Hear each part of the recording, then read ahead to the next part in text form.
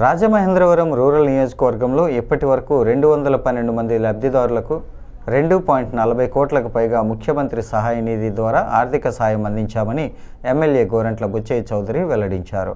శనివారం ఆయన నివాసంలో పలువురికి చెక్కులు అందజేశారు. నగరపాలక సంస్థ పరిధిలో ఉన్న రూరల్ నియోజకవర్గ డివిజన్లలో 8 మంది లబ్ధిదారులకు 10,07,619 రూపాయల చెక్కులను గోరంట్ల బుచ్చయ్య చౌదరి అందజేశారు.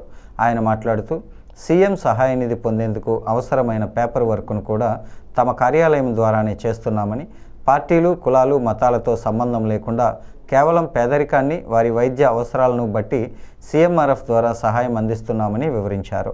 వైద్య చికిత్సలు, అత్యవసర అవసరాల కోసం లబ్ధిదారులకు ఆర్థిక భరోసా కల్పించడం లక్ష్యంగా కూటమి ప్రభుత్వం పనిచేస్తోందని గోరంట్ల బుచ్చయ్య చౌదరి పేర్కొన్నారు.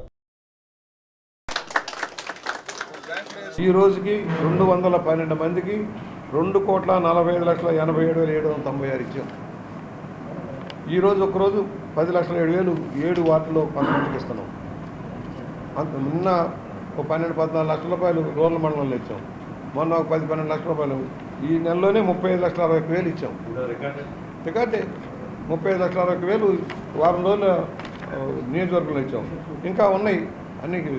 ఒకటి, ఎవరికి రూపాయి ఖర్చు రానియట్లేదు. పేపర్ వర్క్ కూడా మా ఆఫీసే చేస్తున్నాం. అది కూడా చెప్తున్నా, పేపర్ వర్క్ కూడా మా ఆఫీస్ చేస్తున్నాం. చెక్కులు ఇచ్చేటప్పుడు ఆ నాయకులందరినీ పిలిచి వాళ్ళ సమక్షంలో ఇస్తున్నాం. ఎవరు కూడా ఇన్వాల్వ్ కాకుండా రూపాయి కూడా.